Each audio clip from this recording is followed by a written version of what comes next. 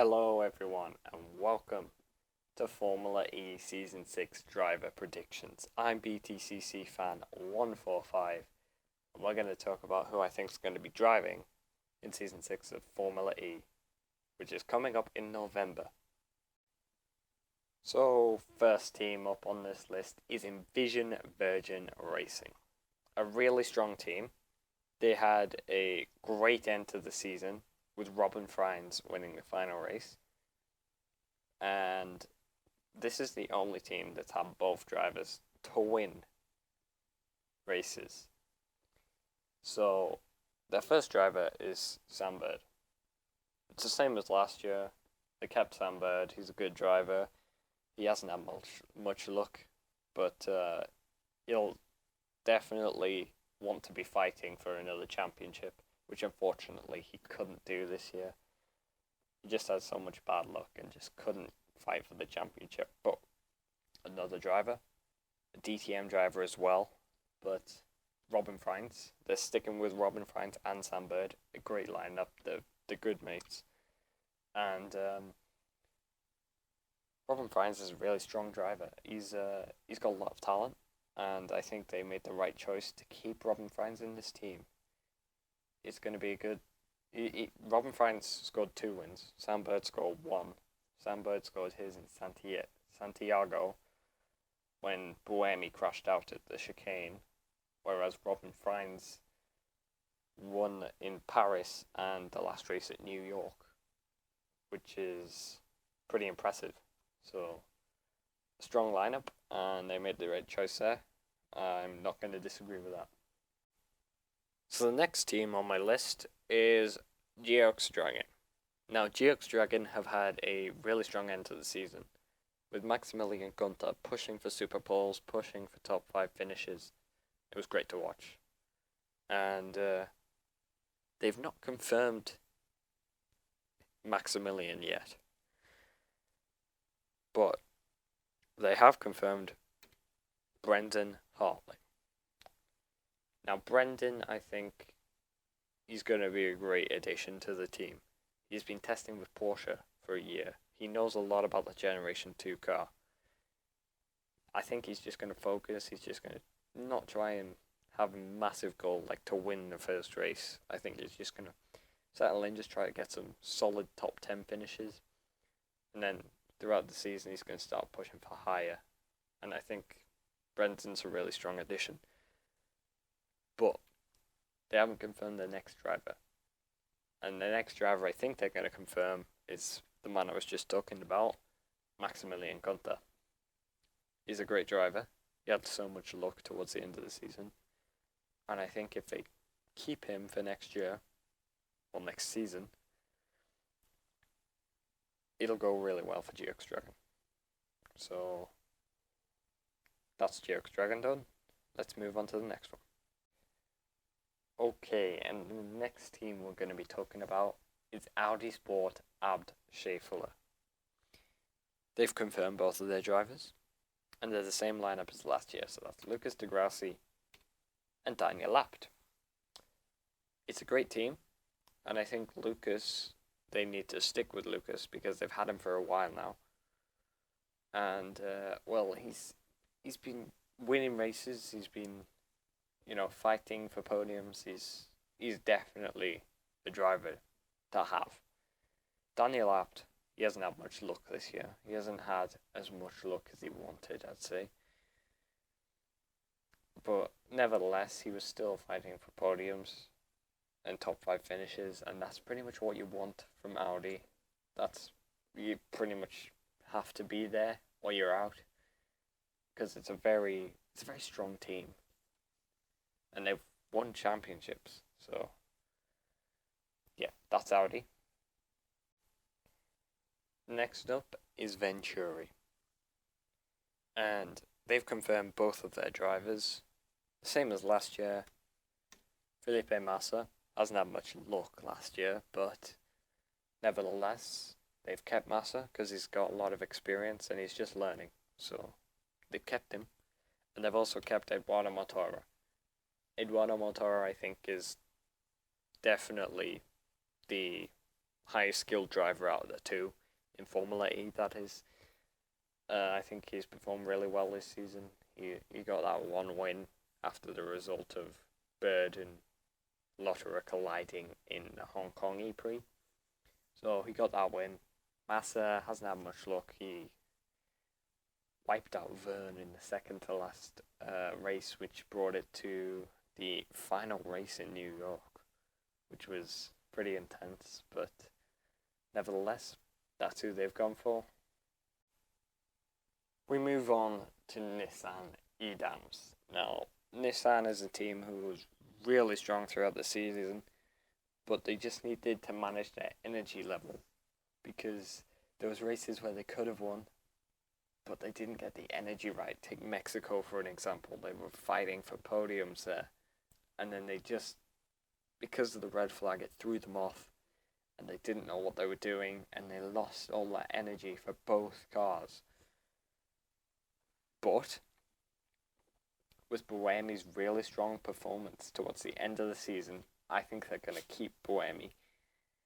And with Rowland's unbelievable performance throughout the season, he got a couple poles and he made it into Super Bowl loads of times. Didn't win a race, but he was close to. I think they'll keep Ollie Rowland as well. Strong lineup. Buemi got himself into championship contention in the second to last race, which I don't think any of us were expecting. He just had the perfect day, but the day after he couldn't, unfortunately, win the championship, and it went to Jean-Eric Vergne. But that's Nissan. Now we move on to DS Techeetah. What's going on with DS Techeetah? Well, Andre Lotterer left DS Techeetah. We'll move on to that a bit later on. But they're obviously going to stick with Jean-Eric Vergne, and that's who they've confirmed. That's the first driver that they've confirmed. And I agree with that. He's won the championship with them a couple of times, 2 years in a row actually. And yeah, but Lotterer's leaving, so that opens a seat at DS Techeetah. There's been rumours about Da Costa wanting to leave BMW Andretti. So, Da Costa, having won the first race of the season, I think he'll go to DS Techeetah. He's a strong driver. He's constantly fighting for podiums. And that's what you want to see. And with DS Techeetah, they're a front-running team as well as BMW. So, why not move and go to a team that wins championships? BMW. So, if Da Costa does go to DS Techeetah, that leaves 2 spaces available at BMW I Andretti. And, well, my first one might come as a bit of a shock to you, but I just read an article that said Ocon could go to Renault in Formula 1, which means where would Hülkenberg go? I've put him in BMW I Andretti. Why? Because Hülkenberg hasn't actually had too much luck in Formula 1 lately. Will Renault decide to keep him? They've had him for a few years. But could this be time for Hülkenberg to start looking for other drives in other series? So I've put him with BMW Formula E. And I didn't know who to go for the next one. So I kept Alexander Sims. I think Sims is a good driver. He came on really strong at the end of the season. With pole position. But it's a hard one because Sims, he hasn't had as much luck as Da Costa, but he was classed as a number 2 driver. Would he want to stay? I think he would want to stay, but would BMW want to keep him? I think if Da Costa does go, I think, yeah, they should keep him. Next up, the team that caused all the chaos. Tag Heuer Porsche Formula E team. Well, ever since they announced they were coming into Formula E, you knew they were going to be front running. We don't know that, but that's what we all expect. And, well, the first driver that they've got is Neil Jarni. I don't know much about Neil. And I guess he must be good, because Porsche are a world-class team, and they've got Neil. So, Neil Jarni, I'm expecting things to happen from Neil. So, we'll see what happens with Neil. But the next driver, the one that caused so much confusion and chaos, Andre Lotterer, moving from DS to Cheetah to Porsche. It's a big risk because DS to Cheetah, Andre knew were a front-running team. He expects Porsche to be a front-running team just like us. Are they going to be? We don't know. We'll have to wait and see. Next up is Panasonic Jaguar. And, well, I'm going to say it instantly. They're going to keep Mitch Evans and Alex Lynn. It's pretty obvious. I mean, they haven't confirmed them, but it looks like they're going to keep them because, well, I just think they're both great drivers and they deserve that seat at Jaguar. I mean, Mitch Evans, what a drive he's had all year. Alex Lynn, joined towards the end of the season, did really well actually. So I think these two are definitely going to be the ones that are going to be in Panasonic Jaguar. So that was a quite quick one, but that's who I think. Now we move on to Mahindra. And, well, this one's quite an interesting one because I don't think they're going to stick with Wehrlein. I think they're going to keep Jerome D'Ambrosio, but I don't think Wehrlein's going to be in that team next year. And my alternative to Wehrlein, I'm going to put as Sean Gelael. He's driving in Formula 2. And, well, he's with Prima. And they're quite a good team. But I think he might switch Formula 1 for Formula E. I think Formula E is the way to go. I think Sean Gelael, if he gets a seat with Mahindra, he could be looking to score podiums, possibly even wins, and possibly do a Wehrlein-esque maneuver where he just gets put in the seat and just instantly performs. I do like Sean Gelael. He is a great driver, and I think in Mahindra it would be great for him. We now move on to Mercedes, and, well, who do I think they're going to put in? Well, I'm going to have to think about this one. No, I'm not. HWA last year had Stoffel Van Dorn performing amazingly. Gary Paffett, not as much, but I do rate Gary Paffett as a driver. He has just found his sort of way of Formula E. He's just learning. But I don't think that Mercedes are going to want to have Gary Paffett. I think they're going to want Pascal Wehrlein.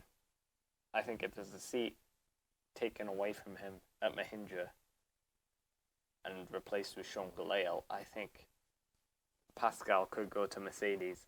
There's been rumours about him being with Mercedes Formula 1, but I think he'll go for Formula E. And last but not least, we have Neo. I think they're going to have Oliver Turvey in the car. I think they're going to stick with Oliver Turvey. I think Oliver, he's been the better driver out of the two. Tom Dillman and Oliver Turvey. Oliver Turvey, it's a hard one. I mean, sure, he's been pushing the car to its best, to its absolute limits. But will people look at it and go, he hasn't really gotten to the top 5, so he shouldn't have to drive here? No, I don't think people should look at it like that. I think they should look at it as, it's the car, it's not the driver. I think if Turvey was in a better car, he'd be winning races. The next driver I've put in here is Gary Paffett. If Gary Paffett can't get a drive in Mercedes, where else would he be wanting to go other than Neo? He could look for other series. He could have a look back in DTM.